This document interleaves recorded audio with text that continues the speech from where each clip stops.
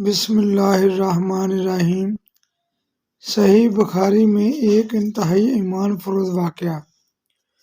انہوں نے بیان کیا کہ میں نے کعب رضی اللہ تعالیٰ عنہ سے ان کے غزوہ تبوک میں شریک نہ ہو سکنے کا واقعہ سنا۔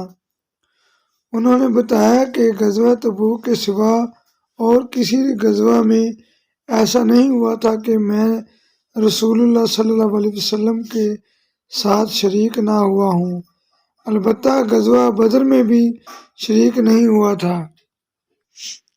لیکن جو لوگ غزوہ بدر میں شریک نہیں ہو سکے تھے ان کے متعلق حضرت صلی اللہ علیہ وسلم نے کسی قسم کی ناراضگی کا اظہار نہیں فرمایا تھا، کیونکہ آپ صلی اللہ علیہ وسلم اس موقع پر صرف قریش کے قافلے کی تلاش میں نکلے تھے، لیکن اللہ تعالیٰ کے حکم سے کسی پہلی تیاری کے بغیر آپ کی دشمنوں سے ٹکر ہو گئی اور لیلہ عقبہ میں حضرت صلی اللہ علیہ وسلم کی خدمت میں حاضر ہوا تھا۔ یہ وہی رات ہے جس میں ہم نے مکہ میں اسلام کے لیے عہد کیا تھا، اور مجھے تو یہ غزوہ بدر سے بھی زیادہ عزیز ہے۔ اگرچہ بدر کا لوگوں کی زبانوں پر چرچا زیادہ ہے، میرا واقعہ یہ ہے کہ میں اپنی زندگی میں کبھی اتنا قوی اور اتنا صاحب مال نہیں ہوا تھا جتنا اس موقع پر تھا، جبکہ میں حضرت صلی اللہ علیہ وسلم کے ساتھ تبوک کے غزوے میں شریک نہیں ہو سکا تھا۔ خدا کی قسم، اس سے پہلے کبھی میرے پاس 2 اونٹ جمع نہیں ہوئے تھے، لیکن اس موقع پر میرے پاس 2 اونٹ موجود تھے۔ حضرت صلی اللہ علیہ وسلم جب کبھی کسی غزوے کے لیے تشریف لے جاتے تو آپ اس کے لیے ذو معنی الفاظ استعمال کیا کرتے تھے، لیکن اس غزوہ کا جب موقع آیا تو گرمی بہت سخت تھی، سفر بھی بہت لمبا تھا، بیابانی راستہ اور دشمن کی فوج کی کثرت تعداد تھی۔ تمام مشکلات سامنے تھیں، اس لیے حضرت صلی اللہ علیہ وسلم نے مسلمانوں سے اس غزوہ کے متعلق بہت تفصیل سے بتا دیا تھا تاکہ اس کے مطابق پوری طرح سے تیاری کر لیں۔ چنانچہ آپ صلی اللہ علیہ وسلم نے اس سمت کی بھی نشاندہی کر دی جدھر سے آپ کا جانے کا ارادہ تھا۔ مسلمان بھی آپ صلی اللہ علیہ وسلم کے ساتھ بہت تھے، اتنے کہ کسی رجسٹر پر سب کے ناموں کا لکھنا بھی مشکل تھا۔ کعب رضی اللہ تعالیٰ عنہ نے بیان کیا کہ کوئی بھی شخص اگر اس غزوے میں شریک نہ ہونا چاہتا تو وہ یہ خیال کر سکتا تھا کہ اس کی غیر حاضری کا کسی کو پتہ نہیں چلے گا سوائے اس کے کہ اس کے متعلق وحی نازل ہو۔ حضور اکرم صلی اللہ علیہ وسلم جب اس غزوہ کے لیے تشریف لے جا رہے تھے تو پھل پکنے کا زمانہ تھا اور سایہ میں بیٹھ کر لوگ آرام کرتے تھے۔ حضرت صلی اللہ علیہ وسلم بھی تیاریوں میں مصروف تھے اور آپ کے ساتھ مسلمان بھی، لیکن میں روزانہ سوچا کرتا تھا کہ کل سے میں بھی تیاری کروں گا، اور اس طرح ہر روز اسے ٹالتا رہا۔ مجھے اس کا یقین تھا کہ میں تیاری کر لوں گا، مجھے آسانیاں میسر ہیں۔ یوں ہی وقت گزرتا رہا اور آخر لوگوں نے اپنی تیاریاں مکمل بھی کر لیں اور حضرت صلی اللہ علیہ وسلم مسلمانوں کو ساتھ لے کر روانہ بھی ہو گئے۔ اس وقت تک میں نے کوئی تیاری نہیں کی تھی۔ اس موقع پر بھی میں نے اپنے دل کو یہی کہہ کر سمجھا لیا کہ کل یا پرسوں تک تیاری کر لوں گا اور پھر لشکر میں جا ملوں گا۔ کوچ کے بعد دوسرے دن میں نے تیاری کے لیے سوچا، لیکن اس دن بھی کوئی تیاری نہیں کی۔ پھر تیسرے دن کے لیے سوچا اور اس دن بھی کوئی تیاری نہیں کی۔ یوں ہی وقت گزر گیا اور اسلامی لشکر بہت آگے بڑھ گیا۔ غزوہ میں شرکت میرے لیے بہت دور کی بات ہو گئی، اور میں یہی ارادہ کرتا رہا کہ میں یہاں سے چل کر انہیں پالوں گا، کاش میں نے ایسا کر لیا ہوتا، لیکن یہ میرے نصیب میں نہیں تھا۔ حضرت صلی اللہ علیہ وسلم کے تشریف لے جانے کے بعد جب میں باہر نکلتا تو مجھے بڑا رنج ہوتا، کیونکہ یہ تو وہ لوگ نظر آتے جن کے چہروں سے نفاق ٹپکتا تھا، یا پھر وہ لوگ جنہیں اللہ تعالیٰ نے معذور اور ضعیف قرار دے دیا تھا۔ حضرت صلی اللہ علیہ وسلم نے میرے بارے میں کسی سے کچھ نہیں پوچھا تھا، لیکن جب آپ تبوک پہنچ گئے تو وہیں ایک مجلس میں آپ نے دریافت فرمایا کہ کعب نے کیا کیا۔ بنو سلمہ کے ایک صاحب نے کہا کہ یا رسول اللہ، اس کے غرور نے اسے آنے نہیں دیا، وہ حسن و جمال یا لباس پر اترا کر رہ گیا۔ اس پر معاذ بن جبل رضی اللہ تعالیٰ عنہ بولے، تم نے بری بات کہی، یا رسول اللہ، خدا کی قسم ہمیں ان کے متعلق خیر کے سوا اور کچھ معلوم نہیں۔ حضرت صلی اللہ علیہ وسلم نے کچھ نہیں فرمایا۔ کعب بن مالک رضی اللہ تعالیٰ عنہ نے بیان کیا کہ جب مجھے معلوم ہوا کہ حضور صلی اللہ علیہ وسلم واپس تشریف لا رہے ہیں تو اب مجھ پر فکر سوار ہوا اور میرا ذہن کوئی ایسا جھوٹا بہانہ تلاش کرنے لگا جس سے میں کل حضرت صلی اللہ علیہ وسلم کی ناراضگی سے بچ سکوں۔ اپنے گھر کے ہر عقل مند آدمی سے اس کے متعلق میں نے مشورہ لیا، لیکن جب مجھے معلوم ہوا کہ حضرت صلی اللہ علیہ وسلم مدینہ سے بالکل قریب آ چکے ہیں تو غلط خیالات میرے ذہن سے نکل گئے اور مجھے یقین ہو گیا کہ اس معاملہ میں جھوٹ بول کر میں اپنے آپ کو کسی طرح محفوظ نہیں کر سکتا۔ چنانچہ میں نے سچی بات کہنے کا پختہ ارادہ کر لیا۔ صبح کے وقت حضرت صلی اللہ علیہ وسلم تشریف لائے۔ جب آپ کسی سفر سے واپس تشریف لاتے تو یہ آپ کی عادت تھی کہ پہلے مسجد میں تشریف لے جاتے اور 2 رکعت نماز پڑھتے، پھر لوگوں کے ساتھ مجلس میں بیٹھتے۔ جب آپ اس عمل سے فارغ ہو چکے تو آپ کی خدمت میں لوگ آنے لگے جو غزوہ میں شریک نہیں ہو سکے تھے، اور قسم کھا کھا کر اپنے عذر بیان کرنے لگے۔ ایسے لوگوں کی تعداد 80 کے قریب تھی۔ آقا پاک صلی اللہ علیہ وسلم نے ان کے ظاہر کو قبول فرما لیا، ان سے عہد لیا، ان کے لیے مغفرت کی دعا فرمائی اور ان کے باطن کو اللہ کے سپرد کر دیا۔ اس کے بعد میں حاضر ہوا۔ میں نے سلام کیا تو آپ صلی اللہ علیہ وسلم مسکرائے۔ آپ کی مسکراہٹ میں ناراضگی تھی۔ آپ نے فرمایا، آؤ۔ میں چند قدم چل کر آپ کے سامنے بیٹھ گیا۔ آپ نے مجھ سے دریافت فرمایا کہ تم غزوہ میں کیوں نہیں شریک ہوئے؟ کیا تم نے کوئی سواری نہیں خریدی تھی؟ میں نے عرض کیا، میرے پاس سواری موجود تھی۔ خدا کی قسم اگر میں آپ کے سوا کسی دنیا دار شخص کے سامنے آج بیٹھا ہوا ہوتا تو کوئی نہ کوئی عذر گڑھ کر اس کی ناراضگی سے بچ سکتا تھا۔ مجھے خوبصورتی کے ساتھ گفتگو کا سلیقہ معلوم ہے، لیکن خدا کی قسم مجھے یقین ہے کہ اگر آج میں آپ کے سامنے کوئی جھوٹا عذر بیان کر کے آپ کو راضی کر لوں تو بہت جلد اللہ تعالیٰ آپ کو مجھ سے ناراض کر دے گا۔ اس کی بجائے اگر میں آپ سے سچی بات بیان کر دوں تو یقیناً آپ کو میری طرف سے ناراضگی ہوگی، لیکن اللہ سے مجھے معافی کی پوری امید ہے۔ نہیں، خدا کی قسم مجھے کوئی عذر نہیں تھا۔ خدا کی قسم اس وقت سے پہلے کبھی بھی اتنا فارغ البال نہیں تھا، اور پھر بھی میں آپ کے ساتھ شریک نہیں ہو سکا۔ آقا پاک صلی اللہ علیہ وسلم نے فرمایا کہ انہوں نے سچی بات بتا دی۔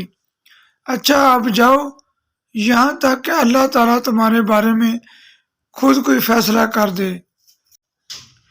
میں اٹھ گیا اور میرے پیچھے بنو سلمہ کے کچھ لوگ بھی دوڑے ہوئے آئے اور مجھ سے کہنے لگے کہ خدا کی قسم ہمیں تمہارے متعلق یہ معلوم نہیں تھا کہ اس سے پہلے تم نے کوئی گناہ کیا ہے اور تم نے بڑی کوتاہی کی۔ آقا پاک صلی اللہ علیہ وسلم کا استغفار ہی کافی ہو جاتا۔ خدا کی قسم ان لوگوں نے مجھے اس پر اتنی ملامت کی کہ مجھے خیال آیا کہ واپس جا کر آقا پاک صلی اللہ علیہ وسلم سے کوئی جھوٹا عذر کر رہا ہوں۔ پھر میں نے ان سے پوچھا کیا میرے علاوہ کسی نے اور نے بھی مجھ جیسا عذر بیان کیا ہے؟ انہوں نے بتایا کہ ہاں، 2 حضرات نے اسی طرح معذرت کی جس طرح تم نے کی ہے، اور انہیں جواب بھی وہی ملا ہے جو تمہیں ملا ہے۔ میں نے پوچھا کہ ان کے نام کیا ہے؟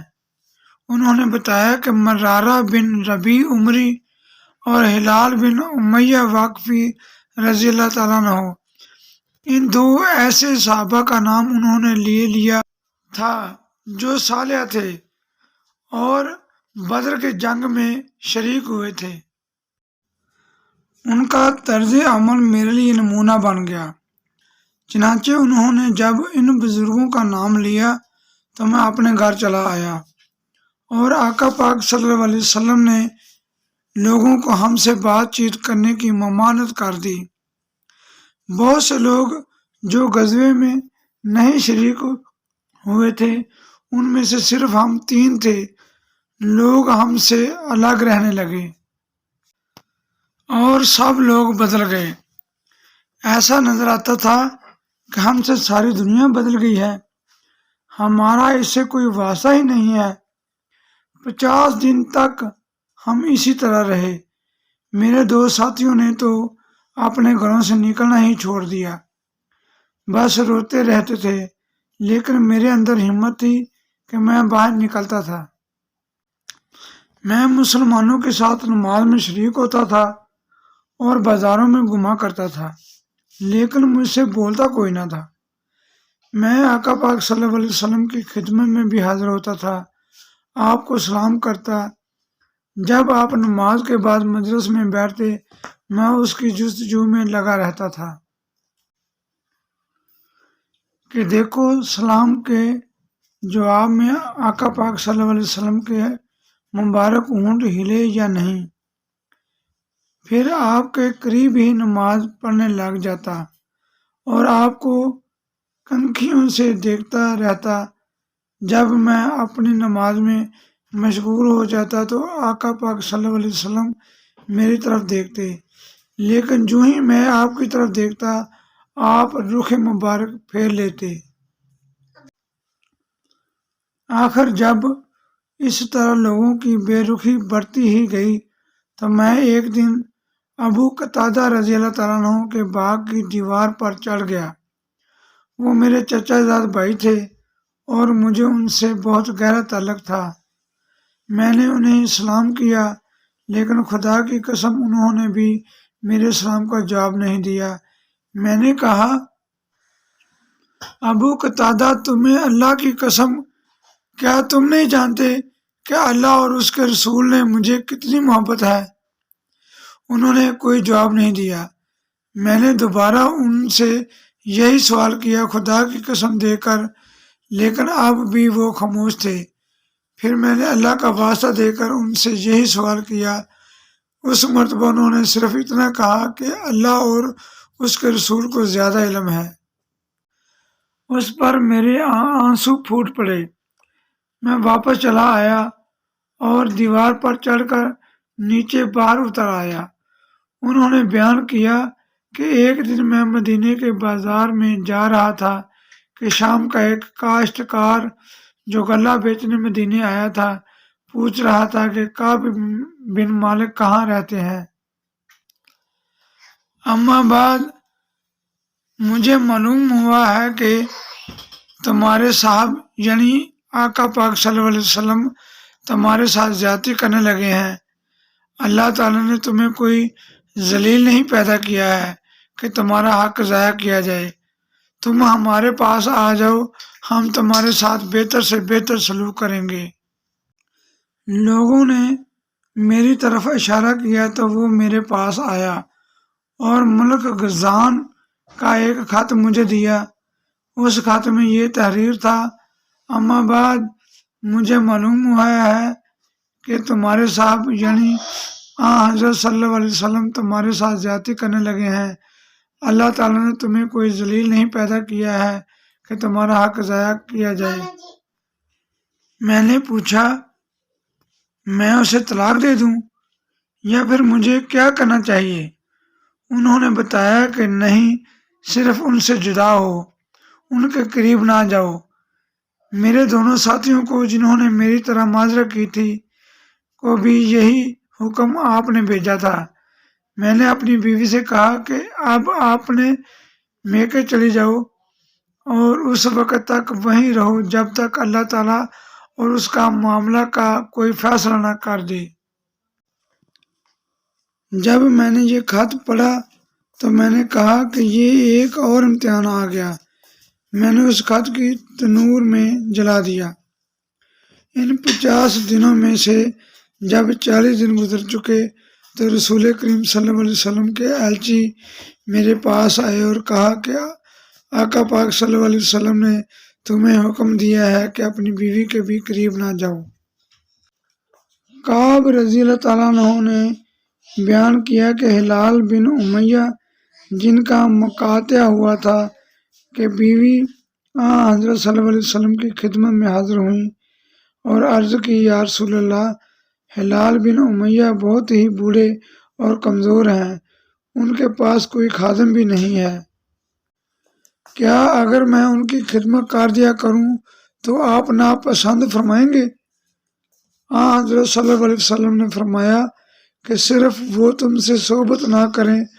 انہوں نے عرض کی، خدا کی قسم، وہ تو کسی چیز کے لیے حرکت بھی نہیں کر سکتے۔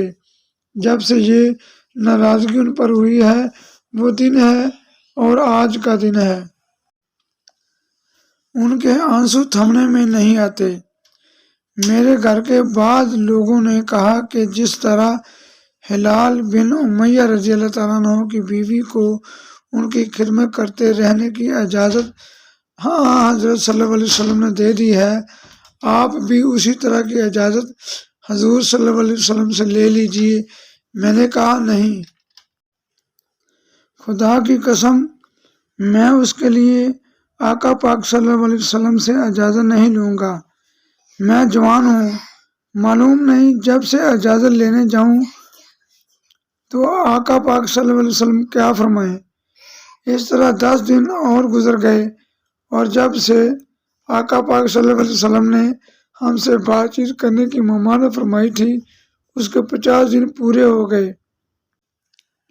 50ویں رات کی صبح کو جب میں فجر کی نماز پڑھ چکا اور اپنے گھر کی چھت پر بیٹھا ہوا تھا، اس طرح جیسا کہ اللہ تعالیٰ نے ذکر کیا ہے، میرا دم گھٹا جا رہا تھا اور زمین اپنی تمام وسعتوں کے باوجود میرے لیے تنگ ہوتی جا رہی تھی کہ میں نے ایک پکارنے والے کی آواز سنی۔ جبل صلاح پر چڑھ کر کوئی بلند آواز سے کہہ رہا تھا، اے کعب بن مالک، تمہیں بشارت ہو۔ انہوں نے بیان کیا کہ یہ سنتے ہی میں سجدے میں گر پڑا اور مجھے یقین ہو گیا کہ اب فراخی ہو جائے گی۔ فجر کی نماز کے بعد رسول اللہ صلی اللہ علیہ وسلم نے اللہ کی بارگاہ میں ہماری توبہ کی قبولیت کا اعلان کر دیا تھا۔ لوگ میرے یہاں بشارت دینے کے لیے آنے لگے اور میرے 2 ساتھیوں کو بھی جا کر بشارت دی۔ ایک صاحب زبیر بن عوام رضی اللہ تعالیٰ عنہ اپنا گھوڑا دراتے ہوئے آ رہے تھے۔ ادھر قبیلہ اسلم کے ایک صحابی نے پہاڑی پر چڑھ کر آواز دی اور آواز گھوڑے سے زیادہ تیز تھی۔ جن صحابی نے صلاح پہاڑی پر سے آواز دی تھی، جب وہ میرے پاس بشارت دینے آئے تو اپنے دونوں کپڑے اتار کر اس بشارت کی خوشی میں نے انہیں دے دیے۔ خدا کی قسم کہ اس وقت ان 2 کپڑوں کی سوا دینے کے لائق اور میرے پاس کوئی چیز نہیں تھی۔ پھر میں نے ابو قتادہ رضی اللہ تعالیٰ عنہ سے 2 کپڑے مانگ کر پہنے اور آقا پاک صلی اللہ علیہ وسلم کی خدمت میں حاضر ہوا۔ جوک در جوک لوگ مجھ سے ملاقات کرتے جاتے تھے اور مجھے توبہ کی قبولیت پر بشارت دیتے جاتے تھے، کہتے تھے کہ اللہ کی بارگاہ میں توبہ کی قبولیت مبارک ہو۔ کعب رضی اللہ تعالیٰ عنہ نے بیان کیا، آخر میں مسجد میں داخل ہوا، حضور اکرم صلی اللہ علیہ وسلم تشریف رکھتے تھے، چاروں طرف صحابہ کا مجمع تھا۔ طلحہ بن عبید اللہ رضی اللہ تعالیٰ عنہ دوڑ کر میری طرف بڑھے اور مجھ سے مصافحہ کیا اور مبارکباد دی۔ خدا کی قسم وہاں موجود مہاجرین میں سے کوئی بھی ان کے سوا میرے آنے پر کھڑا نہیں ہوا۔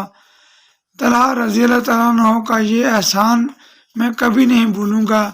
کعب رضی اللہ تعالیٰ عنہ نے بیان کیا کہ جب میں حضرت صلی اللہ علیہ وسلم کو سلام کیا تو آپ نے فرمایا، چہرہ مبارک خوشی اور مسرت سے دمک اٹھا تھا۔ اس مبارک دن کے لیے تمہیں بشارت ہو جو تمہاری عمر کا سب سے مبارک دن ہے۔ انہوں نے بیان کیا کہ میں نے عرض کیا، یا رسول اللہ، یہ بشارت آپ کی طرف سے ہے یا اللہ تعالیٰ کی طرف سے؟ فرمایا، نہیں بلکہ اللہ کی طرف سے ہے۔ حضرت صلی اللہ علیہ وسلم جب کسی بات پر خوش ہوتے تو چہرہ مبارک روشن ہو جاتا تھا، ایسا جیسے چاند کا ٹکڑا ہو۔ آپ کی مسرت ہم چہرہ مبارک سے سمجھ جاتے تھے۔ پھر جب میں آپ کے سامنے بیٹھ گیا تو عرض کیا، یا رسول اللہ، اپنی توبہ کی قبولیت کی خوشی میں اپنا مال اللہ اور اس کے رسول کی راہ میں صدقہ کر دوں؟ آپ نے فرمایا، لیکن کچھ مال اپنے پاس بھی رکھ لو، یہ زیادہ بہتر ہے۔ میں نے عرض کیا، پھر میں خیبر کا حصہ اپنے پاس رکھ لوں گا۔ پھر میں نے عرض کیا، یا رسول اللہ، اللہ تعالیٰ نے مجھے سچ بولنے کی وجہ سے نجات دی ہے۔ اب میں اپنی توبہ کی قبولیت کی خوشی میں یہ عہد کرتا ہوں کہ جب تک زندہ رہوں گا سچ کے سوا اور کوئی بات زبان پر نہیں لاؤں گا۔ پس خدا کی قسم، جب سے میں نے آقا پاک صلی اللہ علیہ وسلم کے سامنے یہ عہد کیا، میں کسی ایسے مسلمان کو نہیں جانتا جسے اللہ تعالیٰ نے سچ بولنے کی وجہ سے اتنا نوازا ہو جتنی نوازشات اس کی مجھ پر سچ بولنے کی وجہ سے ہیں۔ جب سے میں نے آقا پاک صلی اللہ علیہ وسلم کے سامنے یہ عہد کیا، پھر آج تک کبھی جھوٹ کا ارادہ بھی نہیں کیا، اور مجھے امید ہے کہ اللہ تعالیٰ باقی زندگی میں بھی مجھے اس سے محفوظ رکھے گا۔ اور اللہ تعالیٰ نے اپنے رسول پر آیت ہمارے بارے میں نازل کی تھی، یقیناً اللہ تعالیٰ نے نبی، مہاجرین اور انصار کی توبہ قبول کی۔ خدا کی قسم، اللہ تعالیٰ کی طرف سے اسلام کے لیے ہدایت کے بعد میری نظر میں آقا پاک صلی اللہ علیہ وسلم کے سامنے اس سچ بولنے سے بڑھ کر اللہ کا مجھ پر اور کوئی انعام نہیں ہوا کہ میں نے جھوٹ نہیں بولا اور اس طرح اپنے کو ہلاک نہیں کیا جیسا کہ جھوٹ بولنے والے ہلاک ہو گئے تھے۔ نزول وحی کے زمانے میں جھوٹ بولنے والوں پر اللہ تعالیٰ نے اتنی شدید وعید فرمائی جتنی شدید کسی دوسرے کے لیے نہیں فرمائی ہوگی۔ کعب رضی اللہ تعالیٰ عنہ نے بیان کیا، چنانچہ ہم تین ان لوگوں کے معاملے سے جدا رہے جنہوں نے آقا پاک صلی اللہ علیہ وسلم کے سامنے قسم کھا لی تھی اور آپ نے ان کی بات مان لی تھی، ان سے بیعت بھی کر لی تھی اور ان کے لیے طلب مغفرت بھی فرمائی تھی۔ ہمارا معاملہ آقا پاک صلی اللہ علیہ وسلم نے چھوڑ دیا تھا اور اللہ تعالیٰ نے خود اس کو فیصلہ فرمایا تھا۔ ہمارا مقدمہ ملتوی رکھا گیا اور ہم ڈھیل میں ڈالے گئے۔ یہ نہیں مراد ہے کہ جہاد سے پیچھے رہ گئے، بلکہ مطلب یہ ہے کہ ان لوگوں کے پیچھے رہے جنہوں نے قسمیں کھا کر اپنے عذر بیان کیے اور حضرت صلی اللہ علیہ وسلم نے ان کے عذر قبول کر لیے۔ ایک شخص رسول کریم صلی اللہ علیہ وسلم کے سامنے سے گزرا تو حضرت صلی اللہ علیہ وسلم نے ایک دوسرے شخص ابو ذر غفاری رضی اللہ تعالیٰ عنہ سے، جو آپ کے قریب بیٹھے ہوئے تھے، پوچھا کہ اس شخص گزرنے والے کے متعلق تم کیا کہتے ہو؟ انہوں نے کہا کہ یہ معزز لوگوں میں سے ہے اور اللہ کی قسم یہ اس قابل ہے کہ اگر یہ پیغام نکاح بھیجے تو اس سے نکاح کر دیا جائے، اگر یہ سفارش کرے تو ان کی سفارش قبول کر لی جائے۔ بیان کیا کہ آقا پاک صلی اللہ علیہ وسلم یہ سن کر خاموش ہو گئے۔ اس کے بعد ایک دوسرے صاحب گزرے۔